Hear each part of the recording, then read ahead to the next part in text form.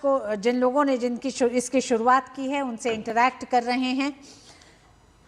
बिल्कुल, ये स्टार्टअप्स आप देख सकते हैं, ये जो आपके सामने इस वक्त प्रधानमंत्री वहाँ पर अवलोकन कर रहे हैं, चाहे हम हेल्थ सेक्टर की बात करें या दूसरे सेक्टर्स की हम बात करें, इस तरह के जो स्टार्टअप्स हैं वहाँ पर काफ़ी काम आते हैं। ये एआई तकनीक का उपयोग करके विभिन्न जो तकनीकी प्रदर्शन वहाँ पर किए गए हैं काफ़ी महत्वपूर्ण ये रहने वाले हैं मानवता के लिए। और प्रधानमंत्री इस वक्त अवलोकन कर रहे हैं वहाँ पर 13 देशों के पवेलियन यहाँ पर लगाए गए हैं और 600 स्टार्टअप्स यहाँ पर मौजूद हैं। तो अपने आप में एक ऐसा मंच है जहाँ पर पूरी दुनिया का जो एआई के क्षेत्र में काम करने वाले लोग हैं, एआई के क्षेत्र में काम करने वाले स्टार्टअप्स हैं, दूसरी कंपनियां हैं, वो यहाँ पर मौजूद हैं। तो ये दृश्य हम आपको दिखा रहे हैं, प्रधानमंत्री वहाँ पर अवलोकन करते हुए विभिन्न जो वहाँ पर पवेलियन लगाए गए हैं उनका अवलोकन करते हुए। नीरज सिंह हमारे संवाददाता हमारे साथ जुड़ चुके हैं। नीरज, प्रधानमंत्री वहाँ पर हम दर्शकों को दिखा रहे हैं दृश्य, प्रधानमंत्री विभिन्न जो वहाँ पर पवेलियन है उनका अवलोकन कर रहे हैं। नीरज,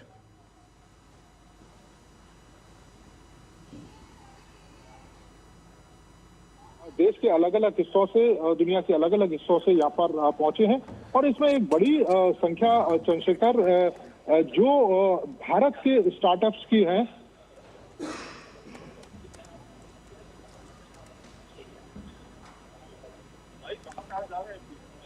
देखिए, बिल्कुल मैं वही बता रहा था चंद्रशेखर कि ये तमाम जो दृश्य आपको दिखाई दे रहे हैं कि प्रधानमंत्री पहुंचे हैं और इन पवेलियन में ज्यादातर जो स्टार्टअप है वो भारत के जो स्टार्टअप हैं, खासतौर से एआई को लेकर।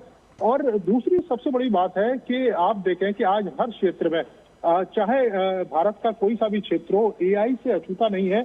और एआई हर क्षेत्र में, खासतौर से हेल्थ के क्षेत्र में देखें कि आज भी देश के अलग अलग हिस्सों में, खासतौर से दूर दराज के हिस्सों में, अगर हेल्थ से रिलेटेड कोई परेशानी होती है तो होता ये था कि पहले जो लोग हैं उनको बड़े बड़े मेट्रो शहरों में आना पड़ता था या सुपर हॉस्पिटलिटी जो हॉस्पिटल होते थे उनमें आना पड़ता था। लेकिन अगर एआई इक्विपमेंट से लैस कोई उपकरण अगर ग्रामीण इलाके में भी होगा तो वहां पता लगाया जा सकता है एक मामूली से जो मेडिकल जो स्टूडेंट है उसके माध्यम से कि कौन सी बीमारी है, और उस बीमारी के बाद उस व्यक्ति का जो इलाज है वो दूसरे या बढ़िया अस्पताल में किया जा सकता है। उसका समय भी बचेगा और इसके साथ साथ जो बीमारी है वो भी जल्दी पकड़ में आएगी। इसी के साथ आप देखें कि डिजिटल प्लेटफॉर्म पूरे भारत में भारत का इस समय बना हुआ है और डिजिटल के क्षेत्र में एक बड़ी उपलब्धि भारत ने हासिल की है। और ये डिजिटल एक तरीके से हाईवे का काम करेगा एआई के लिए, क्योंकि देश के अलग अलग व्यक्तियों के हाथों में मोबाइल है और वो तमाम सेवाएं और सुविधाएं उस एआई के माध्यम से प्राप्त कर सकते हैं। तो एआई कोई बहुत बड़ा ऐसा नहीं है कि कोई बहुत बड़ा चैलेंज हो, बहुत बड़ा खतरा हो, बल्कि एआई भारत के लोगों के लिए, उनकी सहायता के लिए और सुविधाओं में और ज्यादा बढ़ोतरी के लिए काम आएगा।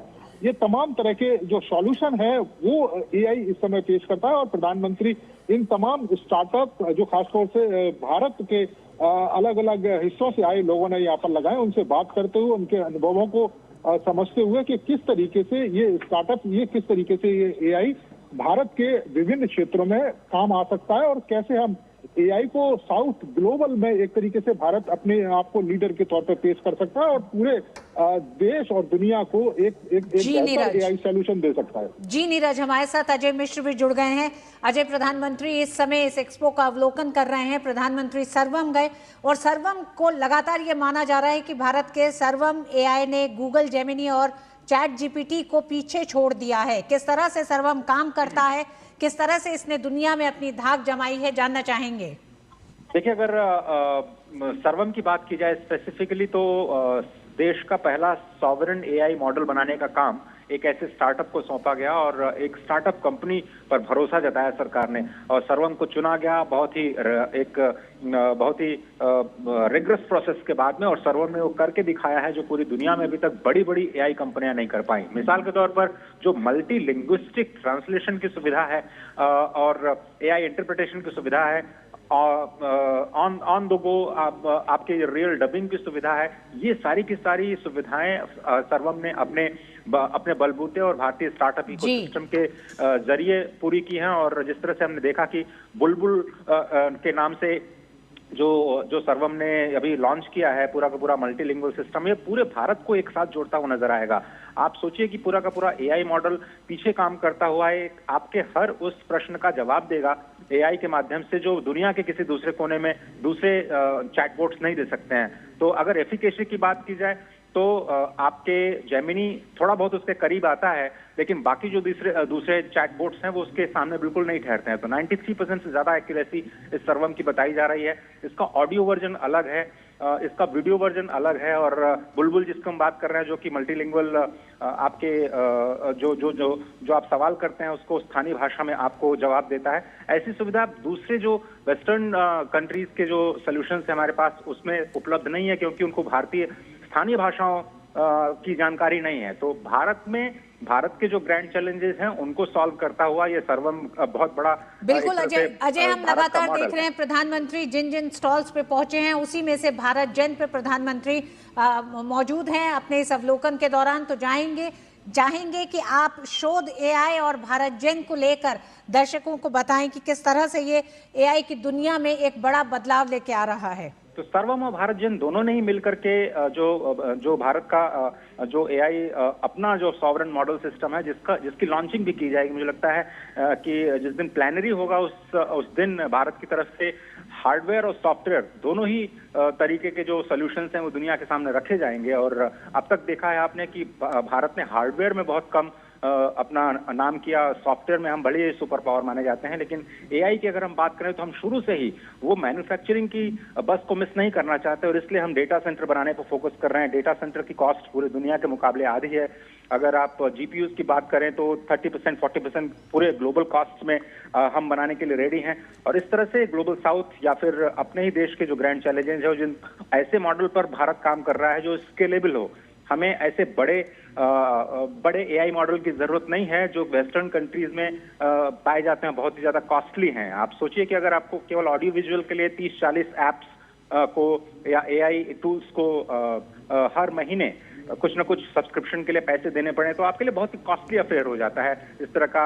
जबकि भारत को ऐसे मॉडल चाहिए जो कि स्केलेबल हो। तो ये जो भारत आपने जो जिक्र किया कि सर्वम और साथ ही साथ जो भारत जेन है, ये मिलकर के जो परम 2 सुपर कंप्यूटर है वो हार्डवेयर की दुनिया में बिना इंटरनेट के अगर आपको वो सारे की सारी सुविधाएं देता है, सारे के सारे सॉल्यूशंस देता है, सवालों के जवाब देता है, वो भी आपकी स्थानीय भाषा में सर्वम के साथ मिलके, तो वाकई इसे आप एक बड़ी क्रांति कह सकते हैं। और स्पष्ट तौर पर भारत ने कह दिया है कि हमें ऐसे कॉस्टली मॉडल्स की जरूरत नहीं है। भारत अपनी शर्तों पर अपने खुद के सॉवरेन मॉडल को डेवलप करेगा, और इसलिए हम ये कह सकते हैं कि भारत उसमें एक लंबी छलांग ले चुका है। और अगले 15 से 20 वर्ष अगर आप माने तो भारत में ऐसे एआई मॉडल होंगे जो न सिर्फ भारत के ग्रैंड चैलेंजेस का सलूशन स्थानीय तरीके से देंगे, बल्कि जो ग्लोबल साउथ की लोकल प्रॉब्लम्स हैं, लोकल चैलेंजेस हैं, उनको लोकली सॉल्व करते हुए नजर आएंगे।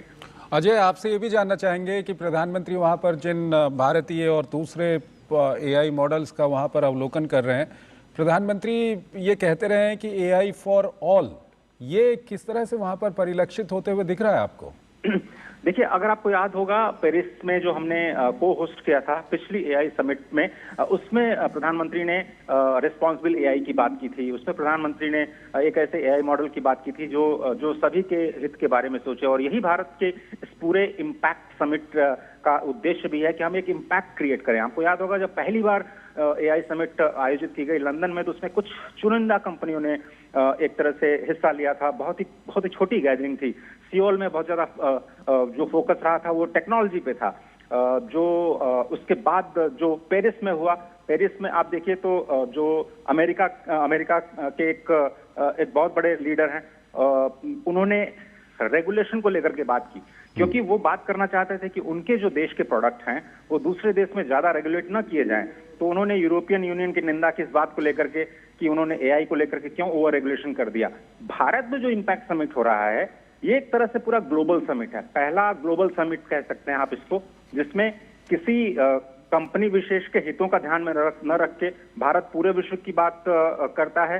सर्वजन सुखाय सर्वजन हिताय की बात इसीलिए कहता है कि हम एक ऐसे मॉडल पर काम कर रहे हैं जो डेमोक्रेटाइजेशन ऑफ टेक्नोलॉजी में विश्वास रखता है।